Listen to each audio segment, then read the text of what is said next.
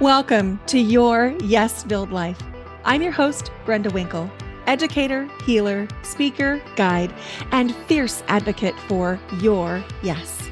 I help sensitive and successful men and women find, reclaim, and live from their full embodied yes. Through empowering you to understand your energetic hygiene, establish healthy boundaries, and heal your nervous system, you'll be able to create your yes-filled life and move through your days with more freedom, more ease, and more joy. You'll hear inspiring stories of people who found their full-bodied yes, thought leaders who pursued their own dreams and are living life on their terms, and learn new ways to find the courage, joy, ease, and freedom to more fully step into your yes-filled life. Say no to the good so you can say yes to the great. Join me on this journey to discover your yes-filled life. Whether you're looking to break free from the golden handcuffs, start a new business, find your dream job, or simply live with more intention and mindfulness, I've got you covered. Let's explore the possibilities together and make your dreams a reality. Ready?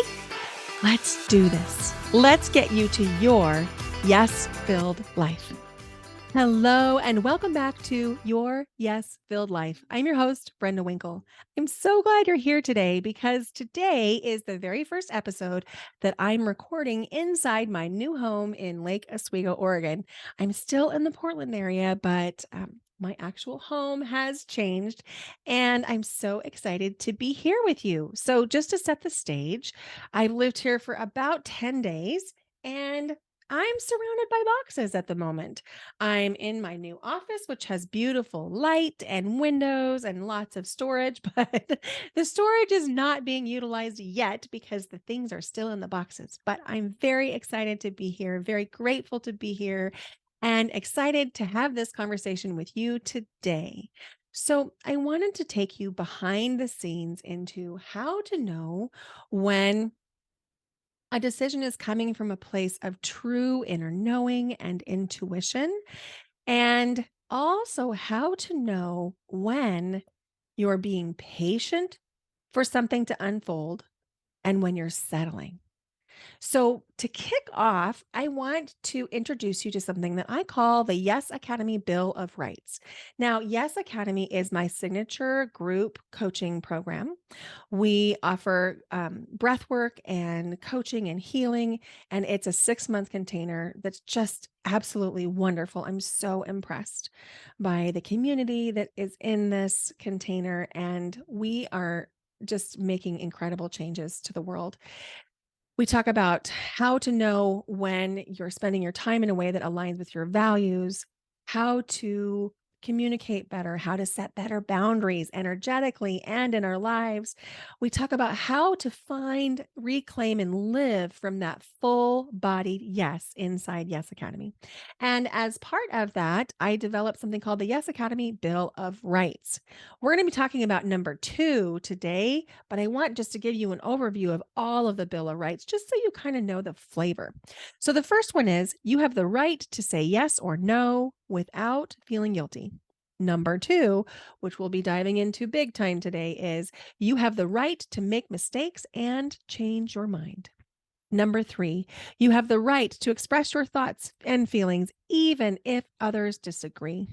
Number 4, you have the right to be treated with kindness and consideration and respect. Number 5, you have the right to determine who is in your life. And number 6, you have the right to prioritize self care without feeling selfish. So, the Yes Academy Bill of Rights, number 2, is you have the right to make mistakes and change your mind. This is so important when we're talking about intuition and inner knowing, because if you think about science, for example, science is always changing. The more information that we have, the more science changes. That's why the science that was true in 1980 may or may not be true today, because science continues to add data and evolve. The same is true for you.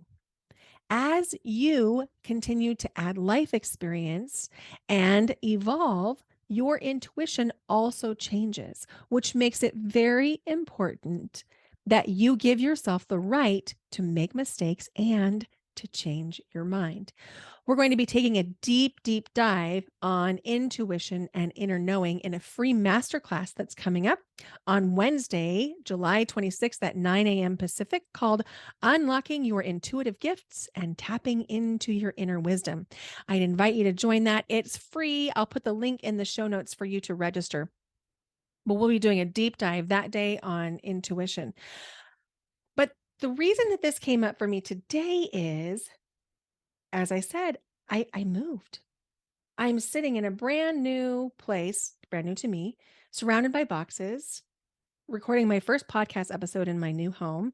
And it all came rather unexpectedly. So I had sold my home in October of 2022 and rented an apartment that I knew was going to be short term. I knew it wasn't my dream apartment, but at the same time, I thought it was good enough. I thought it would work just fine. And it did until it didn't. And here's how I knew that it was no longer working. I knew that it was no longer working when I said a sentence. And this sentence is the red flag of all sentences.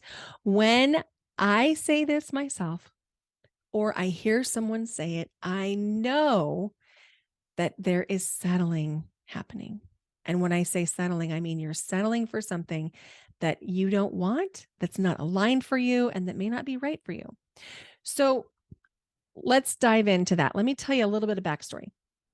So I had decided that I was just going to make do in the apartment, and that I liked the neighborhood well enough, and I liked the walking trails and the parks. And so I was just going to make do. It was all going to be okay. And I was just going to, and here's the sentence, I was just going to get through the lease to the other side and then make another decision. Anytime I hear myself say, I'm just going to get through this thing, that's the red flag. And that's the red flag I hear in clients and friends too. When I hear things like, I just have to make it through this thing, or I just have to get to the other side of this thing. Whenever we say things like that to ourselves, we are muscling through. We are trying to force something to be a fit that isn't a fit. And we're admitting to ourselves, this doesn't feel good. This isn't right for me, but I'm just going to make it work anyway. I have heard people say this around things like buying comfortable shoes or having a particular meal at a restaurant, like, oh, it's good enough. I mean, I'll just eat it and then I won't order it again. I've also heard it in big contexts when somebody says, I just have these 8 years to get through for my retirement. And I even lived in that space for a while. So I have a ton of compassion, no judgment for it. But I do recognize that statement for a red flag. And here's why. Anytime that we're muscling through something, we're either trying to grit our teeth to get through it, or we're trying to just get the energy to complete something, we're out of alignment. And when I say we're out of alignment, what I mean is our inner self is not agreeing with our physical self. And that leads to symptoms like fatigue or headaches or stomach problems or hip pain or knee pain or any other number of symptoms. Our physical body is always talking to us if we're willing to listen. The symptoms and sensations that we feel in our physical body are never in a vacuum. And what I mean by that is they're never just random. They don't just appear. They don't just happen that one day you woke up and all of a sudden you had asthma, or one day you woke up and all of a sudden your hip really hurt. These things come on, and we also have an intuitive awareness that they're happening. Even if you don't identify as someone who has a highly developed sense of intuition, I guarantee you that you've said things like this before. I think it might be fill in the blank. Or I'll hear people say things like, this doesn't make any sense, but I feel like this hip pain might actually be related to the job I hate. Maybe you've said that to yourself before. So, how does this relate to me moving? Well, let me tell you, I developed, and you may have heard it on the podcast, a little wheeze. And my little wheeze would get caught in the back of my throat. And I was very self conscious of it. I could really hear it when it happened.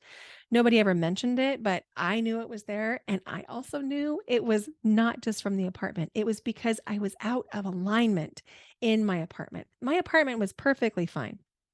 There was nothing really wrong with it. It just wasn't a fit for me.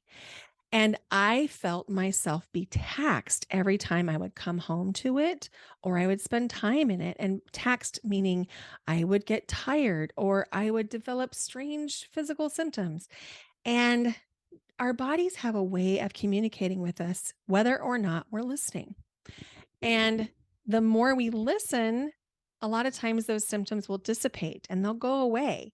And if we don't listen, the opposite happens. They get more and more and more intense. And so I invite you to get really curious around what your body is saying right now. Just give yourself a quick body scan from the top of your head to the soles of your feet. What are you noticing? Is there any congestion anywhere? Is there any tension? Can you be intentional about releasing it? Maybe taking a couple of deep breaths and just letting it go, seeing if you can release that tension.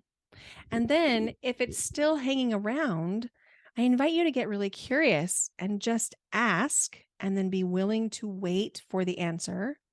Ask, what would you have me know? Now, depending on where in your body this symptom lives, you're going to get an answer at a different speed. So, our heads and everything up on our head typically communicates quickly with us. So, if we have something going on in our head, our ears, our teeth, we'll often get the answers really quickly when we try to tap into our intuition. Our heart moves just a little bit more slowly. So, anything associated with our heart, like our upper back, our shoulders, our arms, our hands, our necks, the answer will come just a little bit more slowly. And as we tune into our lower body, like our gut, which is right around the belly button, the communication pace is much, much more slow. And so we have to give our bodies time to reveal what they're trying to tell us. And then if you have things that are happening in the lower extremities, like the lower legs or the hips, that I would attribute to the sacral or root, and that communicates even more slowly than the gut.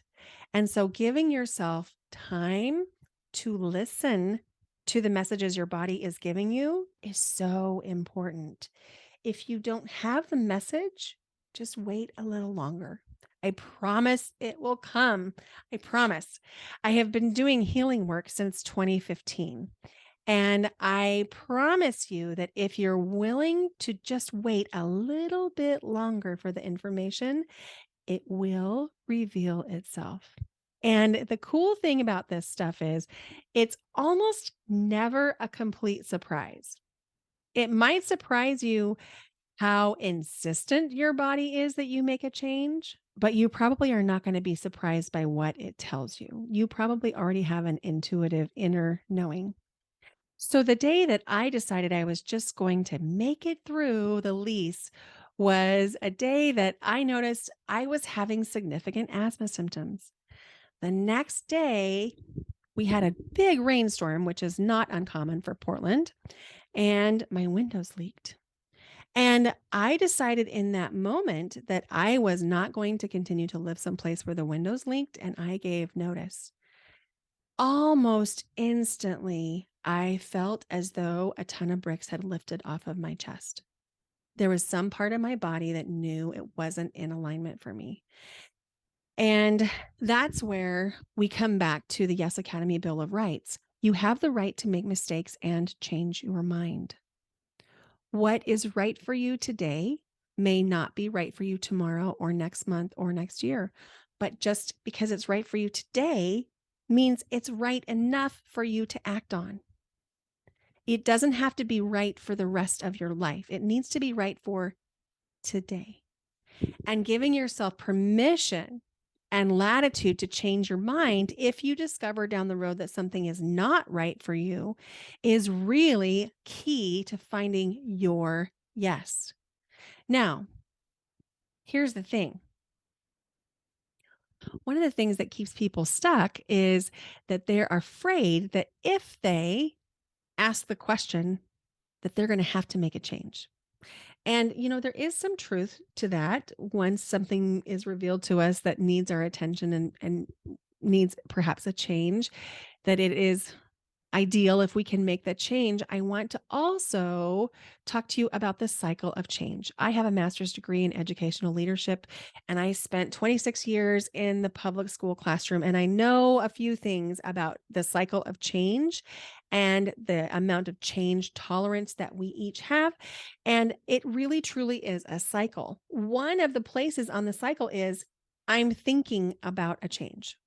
That's literally a place. Just like I know that I might make a change. That's one whole place on the cycle. So even if you are not willing to ask any follow-up questions today, still, I invite you to have the courage to ask your body what it's trying to tell you today. And just know that you have the ability to just stay in that place on the change cycle. I know I'm thinking about a change. And then if we talk about the whole cycle of change, that's step 1. I'm thinking about a change. Step 2 is I think I'm ready to make a change. I'm investigating how that might look. Step 3 is I'm implementing the change. And then step 4 is I'm integrating the change. In other words, I'm normalizing it into my life. And then we go back through the cycle. I'm thinking about a change. I'm thinking I'm ready for a change, so on and so forth. Now, this is only one piece and part of change theory. There's lots and lots of change theories out there. But for my work that I do in the healing world, I find that this model works the best when we normalize that just thinking about or an awareness of a need for a change is actually a step on the cycle. And giving ourselves credit for that is huge. It's really, really huge. So if you're on that step where you're thinking about making a change, know that you are on a legitimate step and good job. Give yourself a pat on the back. So as I begin to wrap this up, and I want to bring it back to the Yes Academy Bill of Rights, you have the right to make mistakes and change your mind. If you think that something that you decide today is going to have to stand for the rest of your life, it's paralyzing.